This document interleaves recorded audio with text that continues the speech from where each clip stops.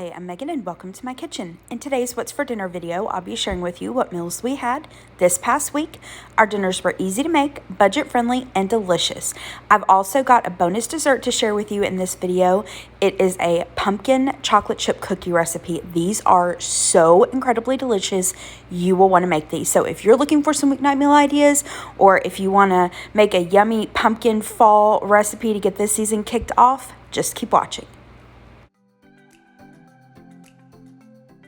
So first up, this dinner was not on the meal plan, and y'all, this was just one of those weeks where I just did not really do a great job of sticking to the meal plan. We all have those weeks. When I go over my meal plans in the grocery hauls, I always say, my meal plans are just to help me be organized. I don't always follow them, and I don't. This week is a perfect example of that. A lot of times when it came around to cooking what was on the meal plan, I just didn't feel like it, that didn't sound good, so I tried to repurpose the ingredients. So first up, whatever was on the meal plan this night, I don't even remember what it was. I just decided to do something quick, so I looked in the fridge. We had these Adele's bacon pineapple chicken sausages. If you've never tried these before, these are delicious. They're so good. They're chicken sausages, and they have like little pieces of pineapple and bacon in them, and they are so yummy. And a few months ago, I saw on Still Single Stephanie's channel where she cooked them with teriyaki sauce, and I tried that, and it's delicious.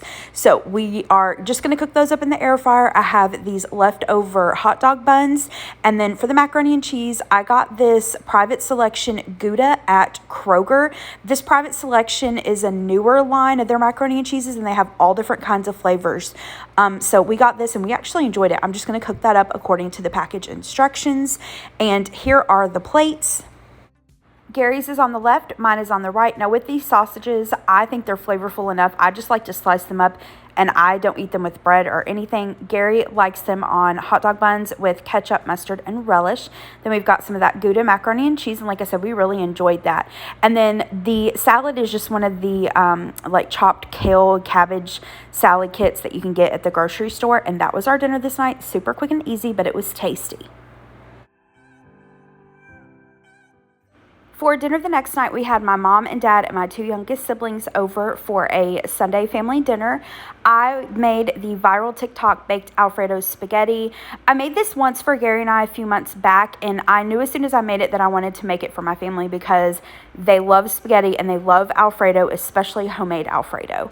So I thought that they would like this. So I didn't film me making dinner tonight. I kind of had a lot going on, but I've shared how I make all of this before on my channel, so I'll link the videos down in the description box below for you. So here is that baked spaghetti Alfredo pasta dish. It is so yummy.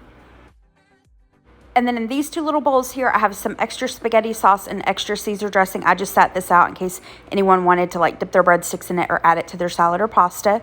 Here I've got some breadsticks. These are the New York garlic breadsticks. I just baked them according to the package instructions. And then I made a Caesar salad with homemade Caesar dressing.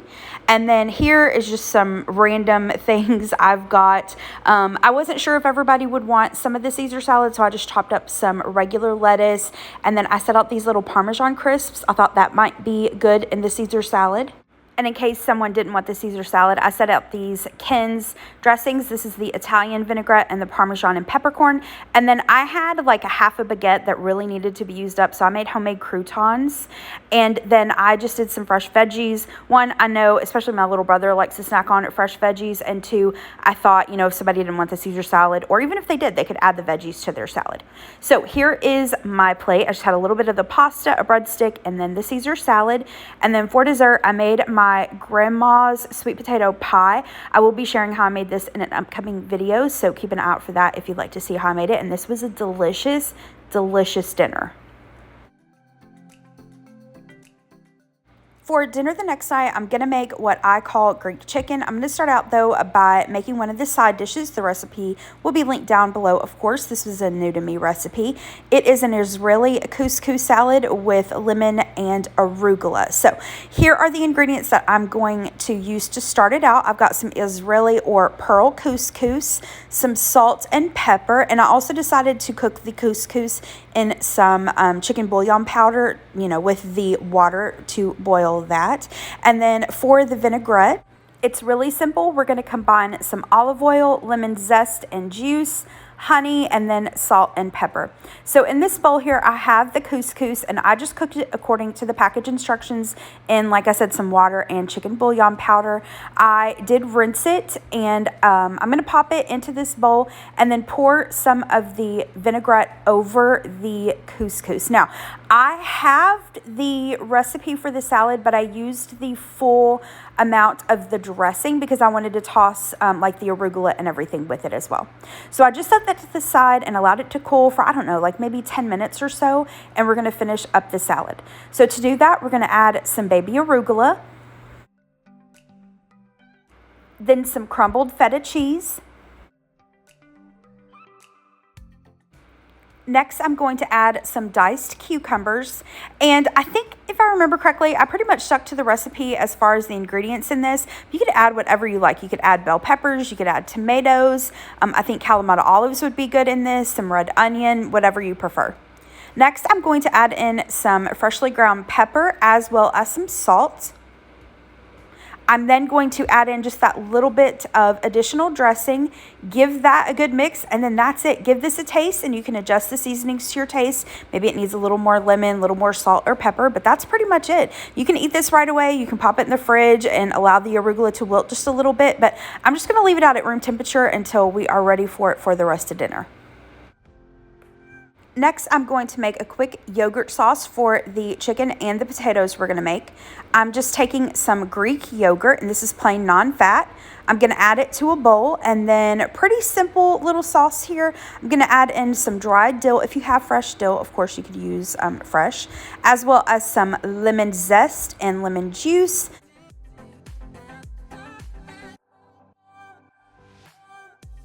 Salt and pepper, and then that's pretty much it. I'm going to give this a really good mix and then pop this into the refrigerator until we're ready for it for dinner. You could also add some minced garlic or garlic powder to this, and you could grate up or finely dice some cucumbers to make like a little tzatziki sauce. So next, I'm going to make some little potato wedges, and I used the recipe as inspiration. I'll have it linked down below. In this bowl here, I have some Yukon Gold potatoes. I scrubbed them really well and then just cut them into wedges. To season them up, I'm going to use some olive oil, garlic powder, paprika, oregano, rosemary, salt, and pepper.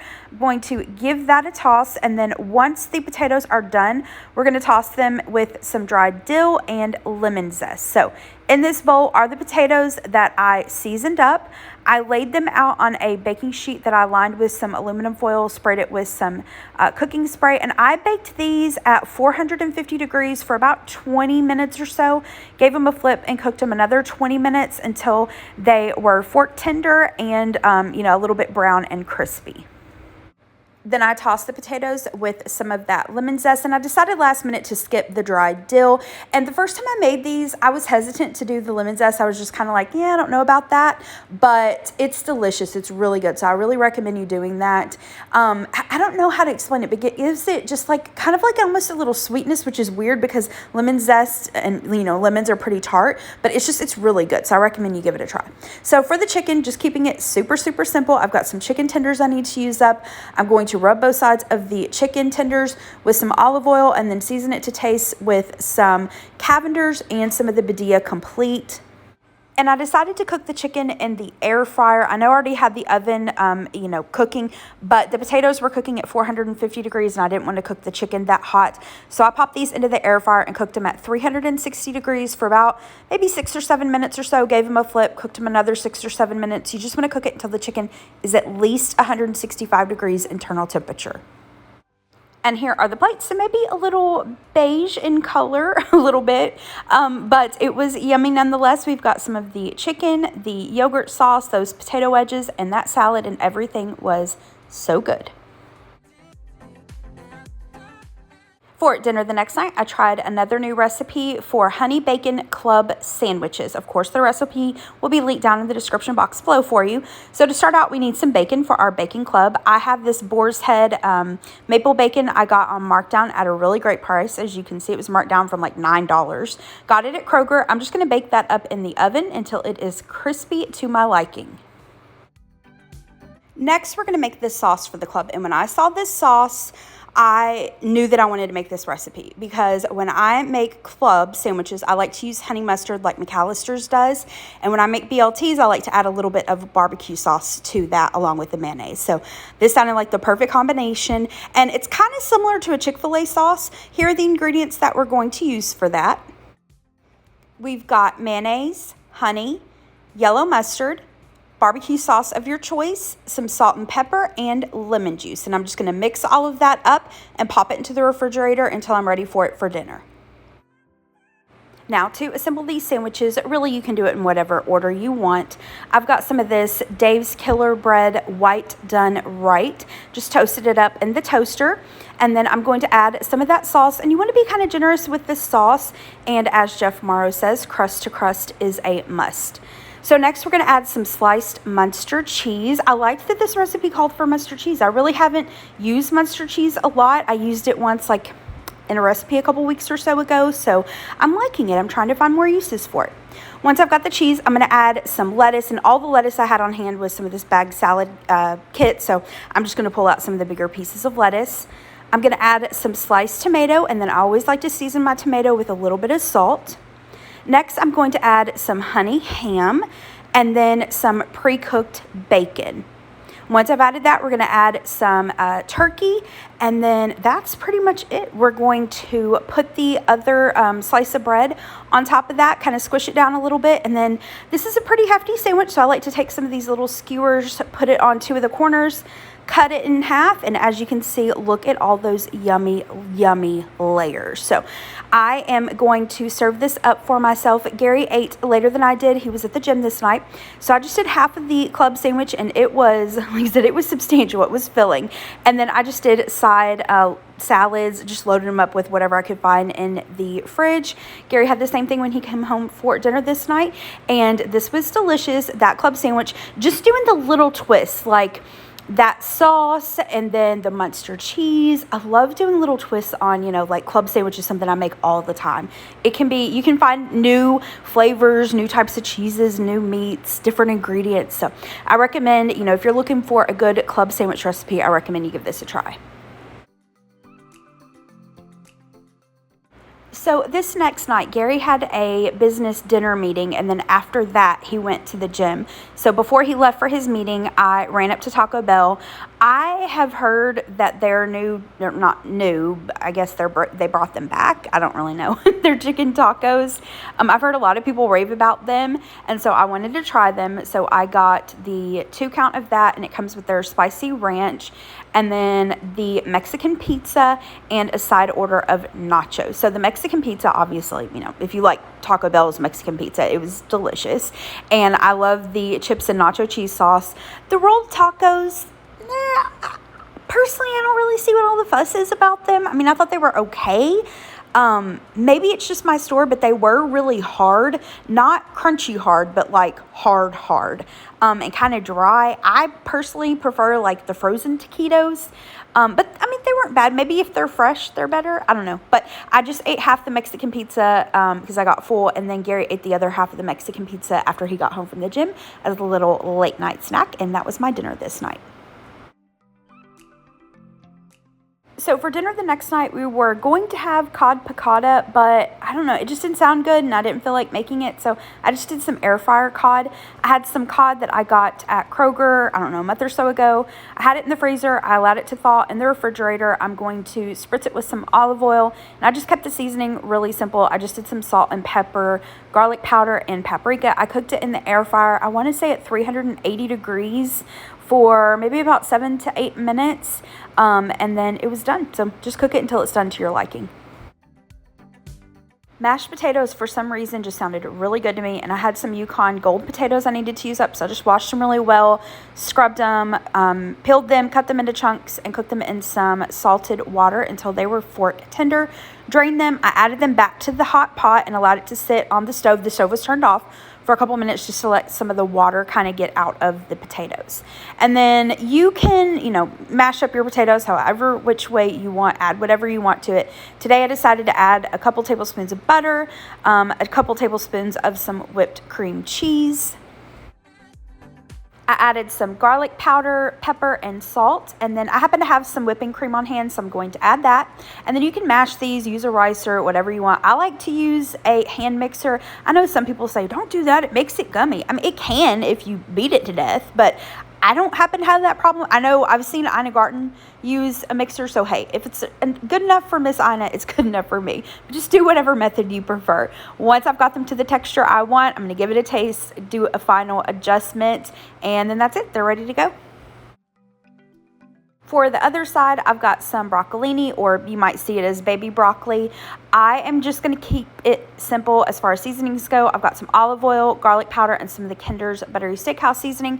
I tossed the broccolini with the seasonings in the oil, popped it into the air fryer. I think I cooked it at 400 degrees for about 7 or 8 minutes, just until it was tender. The stalks were tender and the ends were a little bit crispy.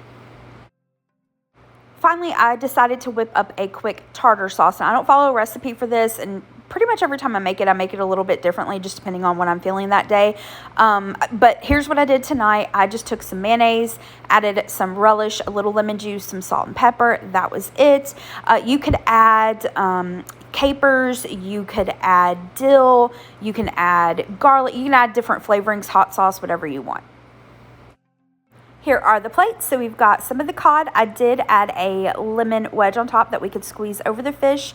And then we've got some tartar sauce, broccolini, and some of the mashed potatoes with some of the chives. Now, if you notice on Gary's plate, his is on the left. I didn't put tartar sauce. He was working out this night, and so I didn't want to put the tartar sauce on it so that he could warm the plate up when he got home and then add the tartar sauce, if that makes sense. But this was a simple dinner, but it was delicious. That cod, as simply as it was seasoned, it was so buttery and tender. And I don't think I've ever made mashed potatoes before with Yukon Golds. I could be wrong, but I don't remember ever doing it. They were delicious. They were like so light and fluffy. Oh my gosh, they were yummy. I had leftovers. I'm super excited to make potato cakes with them. But that was our dinner this night.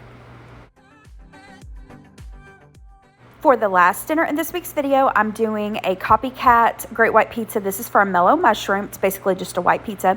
So here I have a pizza crust. I did pre-bake this. This is just the pizza crust in a tube, the Pillsbury. I pre-baked it according to the package instructions.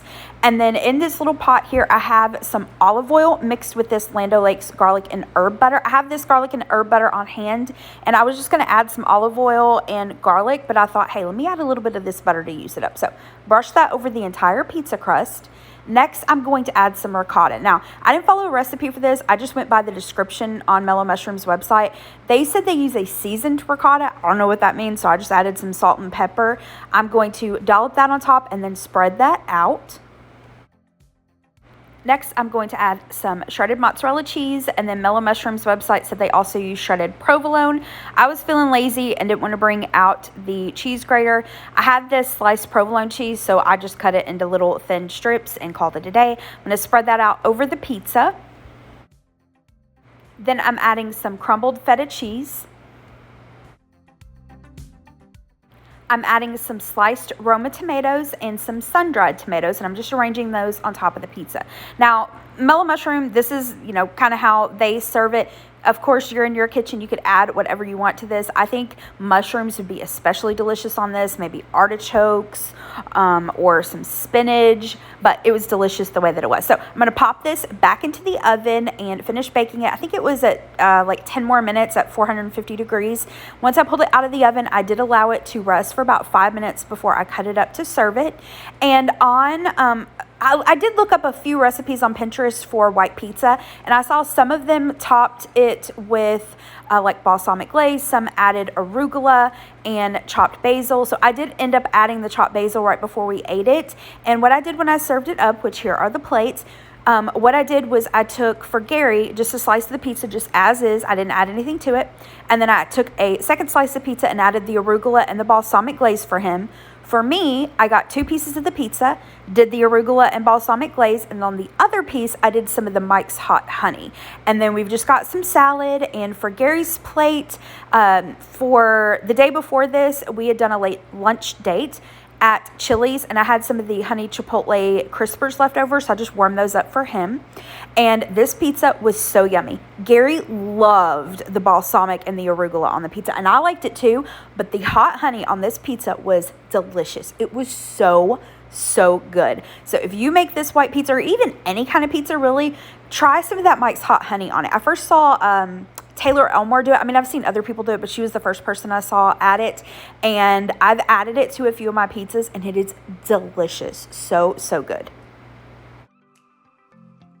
Now, for the bonus dessert that I promised you, I'm making pumpkin chocolate chip cookies. Now, if you've been with me for a while, you know I'm not a big dessert person. I don't make them very often. And if you're new to my channel, you might be like, yeah, okay, you're not a big dessert person. You've got 2 desserts in this video.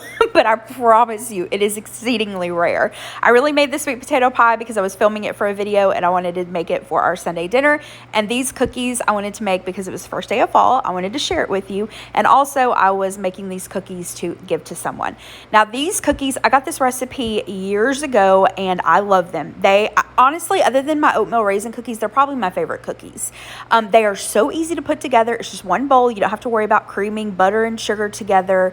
And they are so soft and tender and moist. Oh, if you're looking for a fall or cookie recipe, make these.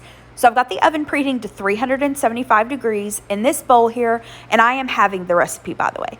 I'm doing a 15-ounce can of pumpkin puree. Make sure it's pumpkin puree and not the pumpkin pie, mix. So once we've added that, we're going to add in the milk and the baking soda, and the recipe will be down below. I'm going to mix that together until it's well combined, and then we're just going to dump all the other ingredients in. Now, the recipe calls for a beaten egg so that I don't have to wash another bowl. I just kind of move that filling to the side, add the egg to the bottom of the bowl, and give it a little whisk, and voila, I have a beaten egg. Didn't have to dirty up another dish.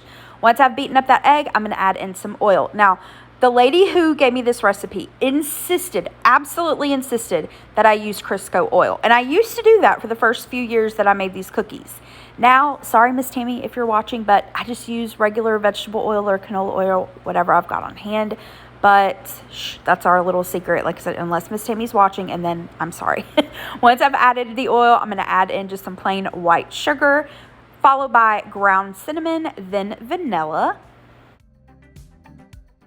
And I forgot to mention, but I also added in some salt. So I'm going to give that a whisk and then add in the last couple of ingredients. I'm adding in some all-purpose flour. And then we are going to add in the baking powder, followed by what makes these the pumpkin chocolate chip cookies, and add in some chocolate chips. Now, you can use the mini ones if you prefer. I'm just using the regular size. That's what I've got on hand. And I had just a couple more tablespoons than what the recipe called for, so I just dumped it in to use that up. I'm going to give that a mix, and you want to mix that until it's really well combined, and then that's it. And see how thick this batter is? It's almost like a cake. They're like cakey cookies. So if you like those type of cookies, you will love these. If you love the thin, super crispy, these cookies are not for you. They're still delicious. I'd still make them and try them, but just know they're more cakey. So here on this cookie sheet, I have some parchment paper. I am going to just, drop the cookies by a tablespoon onto the parchment paper. I like using these little ice cream scoops. This is a 1 tablespoon, by the way. Sometimes I use 1 tablespoon, sometimes use 2. It just depends on my mood that day. If I use the 2 tablespoons, I just cook them for a little bit longer. So I pop these into the oven. I bake these for about 10 minutes or so. You just want to cook them until you'll see they start to set. When you kind of touch on them, you'll feel them bounce, and the edges just barely start to get a little bit brown. So I like to let these cool on the cookie sheet for 5 minutes, and then I transfer them to a wire rack and allow them to cool completely. You do want to store these in an airtight container, and like I said, I just love these cookies. They're so yummy, so I recommend you give them a try. All right, that is it for today's video. Thank you so much for watching. I hope you liked this video. Hope you got some dinner ideas from it. If you did like it, hit the thumbs up button below and subscribe to my channel if you're not already, and I hope you have a great rest of the day. Thanks so much for watching. Bye-bye.